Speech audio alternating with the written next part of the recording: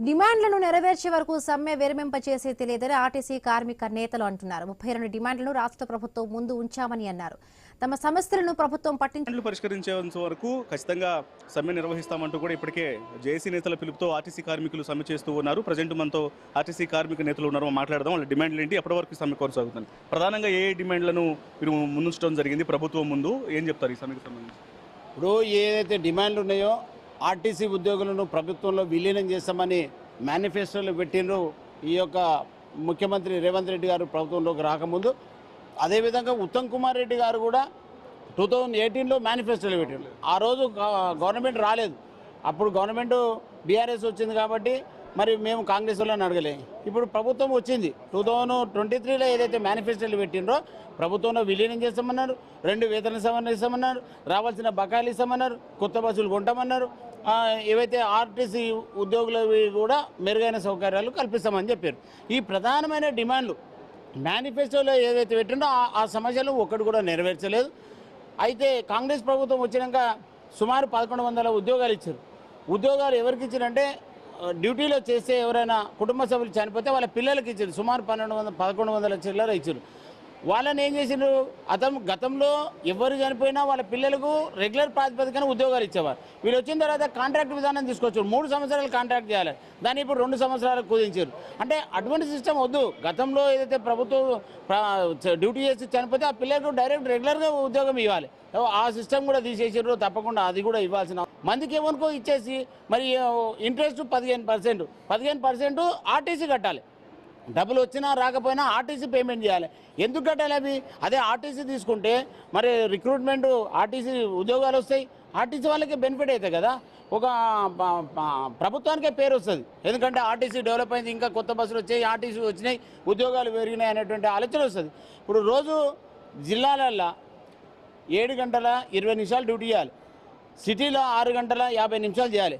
కానీ దానికి వ్యతిరేకంగా 10 గంటలు 12 గంటలు 14 గంటలు అంటే ఇన్ని గంటలు డ్యూటీ చేసే పరిస్థితి ఇప్పుడు ఉన్నది ఇప్పుడు ఆ తెలంగాణలో.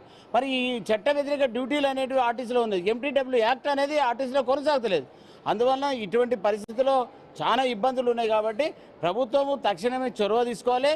మీరు పెట్టిన మేనిఫెస్టోలో పెట్టినవే అమలు చేయమంటున్నాం. నేను ఐఏఎస్ కమిటీ వేసిన దాంట్లో ఏదైతే 4 ఐఏఎస్ ఆఫీసర్లు ఉన్నారు, మరి ఒకరేమో IPS మన MD గారు ఉన్నారు. ఇప్పుడు 4 కూడా 4 గంటల చర్చల్లో పాల్గొన్నాం.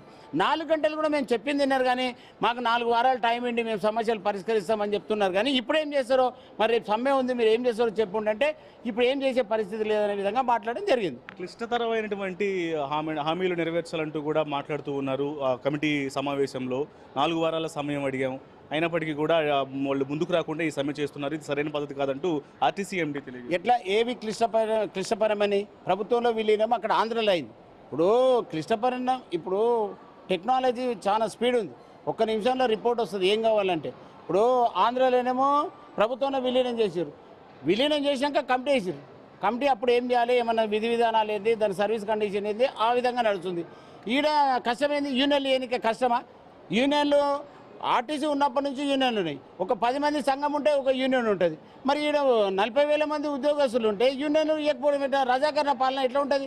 ఇప్పుడు ముఖ్యమంత్రి గారే గతంలో ఎన్నికల టైంలో అన్నారు, ఇది బీఆర్ఎస్ ప్రభుత్వం ఆర్టీసీ ఉద్యోగుల రజాకరణ కొనసాగిస్తున్నారు, బ్రిటిష్ పాలన కొనసాగిస్తున్నారు, నేను దీన్ని తీసేస్తా అన్నారు. మరి మీరు ముఖ్యమంత్రిని మీరు అన్నప్పుడు మరి మీరు చేయాల్సిన అవసరం ఉంది కదా. మేము కాంగ్రెస్ పార్టీలో ఉన్నాం, మేము కాంగ్రెస్ జిల్లా జనరల్ సెక్రటరీ రేవంత్ రెడ్డి గారి కాన్స్టిట్యున్సీ మన కొడంగల్లోనే నేను జిల్లా జనరల్ సెక్రటరీ. రైట్, మీ సమస్యలను పరిష్కరించాల్సిన అవసరం ఉన్నప్పటికీ కూడా ఫైనల్గా చెప్పండి. ఒకవైపున ప్రజలు అనేక రకాల అవస్థలు ఎదుర్కొంటున్నారు, నిత్యం ప్రయాణాలు చేయాల్సి ఉంది, తెలంగాణ రాష్ట్ర వ్యాప్తంగా ఇబ్బందులు ఎదుర్కొంటున్నారు. మరి సమ్మె ఎప్పటి వరకు ఉంది? ప్రజలు మాకు తప్పకుండా సహకరించాల్సిన అవసరం ఉంది. ఎందుకంటే ప్రజలకు అప్పీల్ చేస్తూ ఉన్నాం. ఎందుకంటే మేము న్యాయంగా ఇప్పుడు మహాలక్ష్మి స్కీమ్ తర్వాత ఒక్కొక్క బస్సులో 50 మంది ఎక్కుతున్నారు. ఇప్పుడు 100 మంది ఎక్కుతున్నారు, 150 మంది ఎక్కుతున్నారు. ఆ డ్యూటీ త్రిబుల్ అయిపోయింది. మేము వాళ్ళకి సహాయం మేము పనిచేస్తాం, వాళ్ళకి సేవ చేస్తున్నాం. మీరు కూడా మాకు టైం వచ్చింది కాబట్టి ప్రజలందరూ కూడా మాకు సహకరించాలని ప్రజలు కూడా విజ్ఞప్తి చేస్తాం. సో అది ఖచ్చితంగా న్యాయపరమైనటువంటి డిమాండ్లను రాష్ట్ర ప్రభుత్వం ముందు ఉంచడం జరిగింది. బట్ అన్నిటిని కూడా పరిష్కరించేంత వరకు కూడా ఖచ్చితంగా తాము సమ్మెను కంటిన్యూ చేస్తాము, ప్రజలు కూడా దీనికి సహకరించాలంటూ ఆర్టీసీ కార్మిక నేతలు తెలియజేస్తున్నటువంటి పరిస్థితి కనిపిస్తుంది. మరోవైపు సమ్మె అనేది యథాతథంగా కొనసాగుతోంది. కెమెరా పర్సన్ రవితేజ్తో రత్నకుమార్, MGBS బస్ స్టేషన్ నుంచి. ఇవి బులెటిన్ అప్డేట్స్. మరి